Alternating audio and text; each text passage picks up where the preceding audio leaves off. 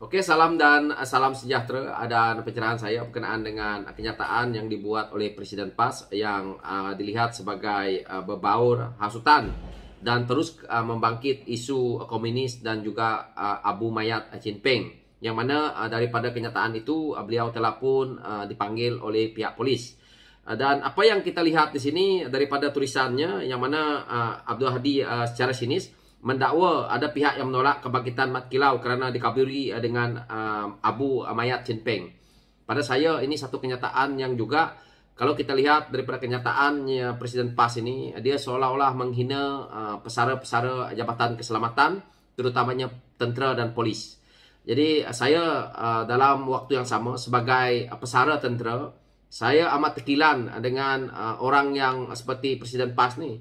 Dia cuba membangkitkan isu perkauman, isu agama, yang mana apabila dia melihat ke arah komunis, yang mana kami ni pesara tentera, saya tahu apa yang sepatutnya, apa yang tidak sepatutnya. Jadi apabila Presiden PAS nak menceritakan tentang isu yang dikatakan sebagai Mat Kilau ni, tidak payah kita nak pergi kepada sejarah yang lebih jauh. Kita lihat kepada zaman konfrontasi saja sudah cukup. Bahawa di waktu itu bukan saja orang Melayu, tetapi seluruh kaum yang ada di Malaysia ini bersama-sama untuk kita mempertahankan negara kita ini. Dan apabila kita nak cerita tentang komunis, sepatutnya Presiden PAS ni panggil anak dia masuk tentera, ataupun beliau sendiri dulu menjadi tentera. Jangan dia bercakap sentimen perkauman dan agama demi kepentingan politiknya. Hadi Awang pada saya dia tidak layak untuk nak menceritakan tentang perkara-perkara keselamatan negara ni. Kerana beliau tidak menjadi orang yang penting dalam isu keselamatan negara ni. Tapi beliau lebih kepada memporak-perandakan politik ini dengan menjual isu komunis. Apakah orang seperti Presiden PAS ini faham dengan isu-isu komunis ini? Presiden PAS tidak ingat bahawa perkara yang berlaku apabila zaman komunis ni, ramai orang-orang Cina sendiri terkorban sebagai anggota keselamatan. Seperti kawan-kawan bapa saya, datuk saya dulu, ramai pegawai-pegawai Cina. Ramai daripada polis dan tentera ni yang mewakili kaum Cina, yang mana mereka jadi perisik, berjuang bermati-matian. Jadi kenyataan daripada Presiden PAS ini pada saya tidak baik sama sekali. Presiden PAS harus ingat bahawa dalam isu komunis ni, bukan satu kaum yang mempertahankan Malaysia. Dan kita harus ingat kembali apa yang berlaku dalam negara ini. Yang mana negara ini terbentuk bagaimana. Yang mana kita sama-sama mempertahankan. Sabah dan Sarawak, kita tahu sehinggakan cogan kata kepada ranger itu, agi hidup agi ngelaban. Itu kenapa dia terjadi itu? Kerana itulah perjuangannya. Walaupun itu adalah cogan kata daripada kaum Dayak, Iban, yang mana agi hidup agi ngelaban yang digunakan oleh ranger sekarang ni, Ranger dalam Angkatan Tentera Malaysia. Tetapi itu adalah disebabkan perjuangan yang kita boleh lihat berbagai kaum, yang mana hari ini kita teruskan tradisi itu.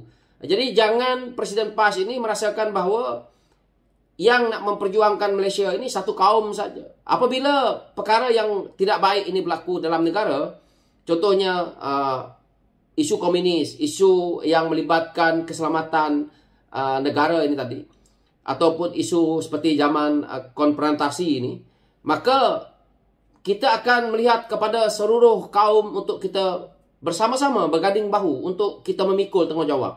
Kita lihat dahulu. Tetapi apabila senang hari ini, kita menggunakan sentimen-sentimen ini untuk kebangkitan. Contohnya kita nak cerita tentang Mat Kilau. Tidak salah untuk menaikkan semangat anak-anak Melayu keseluruhannya, tetapi bukan untuk kita memainkan isu sentimen. Bila kita bermain dengan isu sentimen ini, maka tidak ada gunanya untuk kaum lain, bangsa lain berada dalam barisan keselamatan negara kita ini, terutamanya badan beruniform. Jadi ini adalah satu perkara yang pada saya patut pihak berkuasa seperti polis ambil tindakan kepada Presiden PAS ini, kerana keceluparan mulut dia ni, kita tahu banyak isu yang akhirnya menyebabkan porak-peranda negara ini. Orang seperti Presiden PAS ini patutnya kita dah lama, kalau negara lain dah lama sumbatkan dalam penjara orang seperti ini. Tetapi kenapa kita di Malaysia ini tidak meletakkan orang seperti ini di penjara? Karena dia memainkan isu yang pelik-pelik. Sebab itu kalau kita lihat, politik PAS ini tidak boleh bertapak di Sarawak. Kerana orang di Sarawak, bukan saja orang Melayunya sendiri pun tolak, apalagi kaum lain.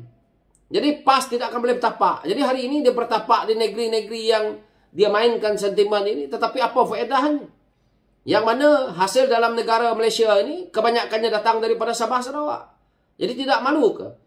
Presiden PAS daripada dia start bermain politik sehingga hari ini menyara keluarga dengan duit rakyat. Duit bukan saja satu kaum. Duit itu datang daripada China, daripada India, kaum India lah maksud saya, daripada bangsa-bangsa yang lain yang ada di Sabah dan Sarawak.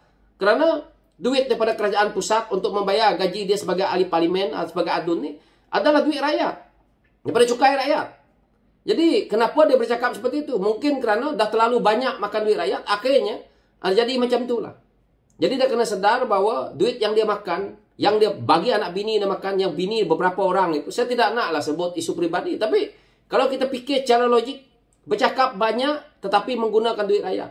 Lebih baik kita ini sebagai rakyat bercakap banyak tetapi tidak makan hasil daripada duit rakyat. Beza sangat. Kemudahan-kemudahan yang ada orang dapat hari ini, rumah-rumah yang dia ada hari ini, ada hasil daripada duit rakyat. Gaji dia. Belum lagi cerita-cerita duit lain. Kalau isu yang main ke sentimen perkauman, laju dia jawab. Kenapa Presiden PAS sampai hari ini kunci mulut berkenaan dengan isu apabila dia saman Sarawak Report, akhirnya dia bayar saman Sarawak Report, kenapa hentikan?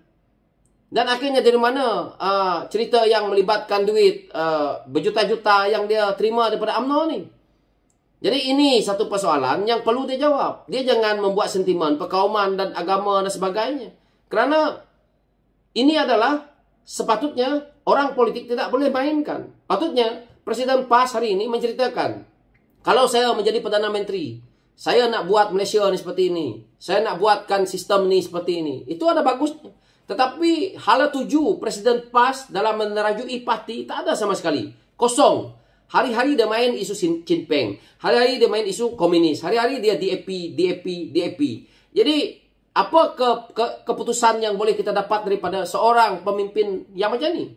Apakah kita ni layak nak melihat dia ni sebagai pemimpin yang kita akan hormati setelah tiada di dunia ni nanti? Tidak ada gunanya. Kalau tua macam ni, kau tak sedar diri bahawa kau makan duit rakyat, buat apa?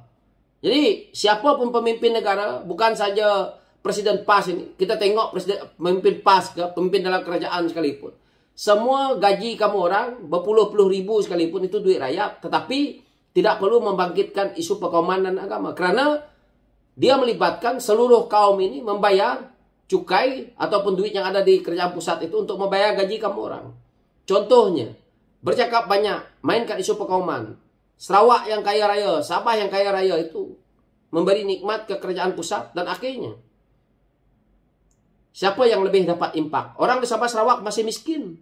Orang di Sabah Sarawak air pun susah, apa pun banyak, pendalaman masih belum selesai. Di Semenanjung sudah kita tengok limpahannya kita nampak. Itu kalau kita nak main isu-isu seperti ini. Bukan apa yang saya kata ini saya dengki dengan yang di Semenanjung. Tetapi ini rakyatnya. Ambil duit daripada Sabah dan Sarawak berbilion-bilion. Pulangnya sedikit. Ini adalah satu yang sepatutnya Presiden PAS fikir. Bukan dia nak main sentimen perkauman, sentimen agama lah sebagainya. Dan akhirnya beliau dapat kekalkan diri dia sebagai ahli politik dan makan gaji buta.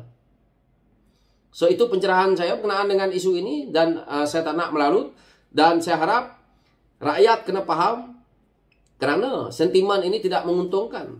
Jadi saya juga lihat bahawa Presiden PAS tak layak nak sebut berkenaan dengan isu-isu keselamatan, isu-isu Chin Peng, isu-isu komunis. Kerana beliau tidak berada di barisan keselamatan negara yang mana merasai apa pahit manisnya perjuangan orang-orang yang menjadi tentera, menjadi polis, badan beruniform. Itu saja. So sekian, terima kasih.